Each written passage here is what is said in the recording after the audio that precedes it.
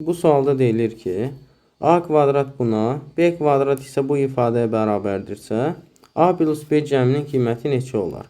Burada nə edəcəm uşaqlar? A kvadratından b kvadratını çıxacam. Yəni, a kvadrat minus b kvadrat. Bu bizdə nəyə bərabər olur?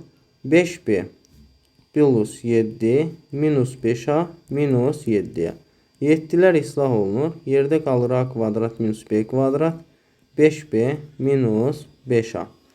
Daha sonra bu ifadəni mən a minus b vur a plus b şəklində yazaram. Bərabərdir 5 vur b minus a'ya. Daha sonra burada a minus b, burada b minus a olduğundan qarşıya bir mənfi işarəsini atıb mötərizə daxilindəki bu ifadəni a vur b şəklində yazaram. Yəni a minus b şəklində yazaram. Buradan a minus b'lər gedər. Çünki a fərqlidir, b'dir. A plus b'ni alaram mənfi 5. Yəni